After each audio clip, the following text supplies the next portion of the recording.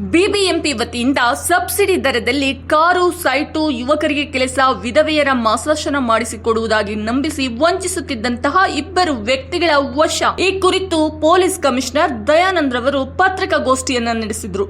ದಿನಾಂಕ 31/10/2023 ಫಿರ್ಯಾದುದಾರರಿಗೆ ಒಬ್ಬ ವ್ಯಕ್ತಿಯು ಮೊಬೈಲ್ನಿಂದ ಕರೆ ಮಾಡಿ ಬಿಬಿಎಂಪಿ ಕೇಂದ್ರ ಕಚೇರಿಯಲ್ಲಿ ಕಂಪ್ಯೂಟರ್ ಆಪರೇಟ್ ಕೆಲಸ ಮಾಡುವುದಾಗಿ ತಿಳಿಸಿ 8,000 ರು ಹಣವನ್ನ ಆನ್ಲೈನ್ ಮುಖಾಂತರ ವರ್ಗಾವಣೆ ಮಾಡಿಕೊಂಡಿರುತ್ತಾರೆ. ನಂತರ ಯಾವುದೇ ಕೆಲಸ ಕೊಡಿಸದೆ ಮೋಸ ಆಗಿರುವುದು ತಿಳಿದು ಉತ್ತರ ವಿಭಾಗದ ಸೈಬರ್ ಕ್ರೈಮ್ ಪೊಲೀಸ್ ಠಾಣೆಯಲ್ಲಿ ವಂಚನೆ ಪ್ರಕರಣ ದಾಖಲಾಗಿರುತ್ತದೆ. ಈ ಪ್ರಕರಣದ ತನಿಖೆ ಕೈಗೊಂಡ ಪೊಲೀಸರು ಇಬ್ಬರು ವ್ಯಕ್ತಿಗಳನ್ನು ವಶಕ್ಕೆ ಪಡೆದುಕೊಂಡಿರುತ್ತಾರೆ. ಅವರುಗಳಿಂದ 2 ಮೊಬೈಲ್ ಫೋನ್ಗಳು, 2,000 ನಗದು ಹಣ ವಶಪಡಿಸಿಕೊಳ್ಳುವಲ್ಲಿ ಯಶಸ್ವಿಯಾಗಿರುತ್ತಾರೆ. ಈ ಪ್ರಕರಣದಲ್ಲಿ ಇನ್ನು 3 ವ್ಯಕ್ತಿಗಳು ತಲೆಮರೆಸಿಕೊಂಡಿರುತ್ತಾರೆ. ತನಿಖೆ ಮುಂದುವರೆದಿದೆ. ಈ ಪ್ರಕರಣದಲ್ಲಿ ವಶಕ್ಕೆ ಪಡೆದ ವ್ಯಕ್ತಿಗಳನ್ನ ಹೆಚ್ಚಿನ ವಿಚಾರಣೆಗೊಳಪಡಿಸಲಾಗಿದೆ.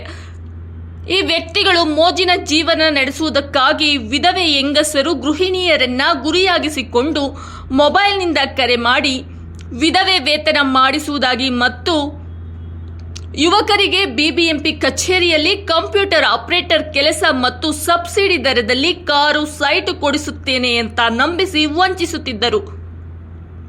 ಈ ರೀತಿ ವಂಚನೆಗೊಳಗಾದವರಿಂದ ಹಣವನ್ನ ತಮ್ಮ ಖಾತೆಗೆ ವರ್ಗಾವಣೆ ಮಾಡಿಕೊಳ್ಳುತ್ತಿರುವುದು ತನಿಖೆಯಿಂದ ತಿಳಿದು ಬಂದಿರುತ್ತದೆ. ಈ ರೀತಿ ಸುಮಾರು 60ಕ್ಕೂ ಹೆಚ್ಚು ಜನರಿಗೆ ವಂಚಿಸಿ ಸುಮಾರು 15 ಲಕ್ಷಕ್ಕೂ ಹೆಚ್ಚು ಹಣವನ್ನ ವರ್ಗಾಯಿಸಿಕೊಂಡಿರುವುದಾಗಿ ತಿಳಿಸಿರುತ್ತಾರೆ. ಆದರೆ ಈ ರೀತಿ ವಂಚನೆಗೆ ಒಳಪಟ್ಟ ಸಾರ್ವಜನಿಕರು ಈವರೆಗೂ ಕೂಡ ಯಾವುದೇ ದೂರನ್ನು ನೀಡದೆ ಪ್ರಕರಣ ದಾಖಲಿಸಿರುವುದಿಲ್ಲ.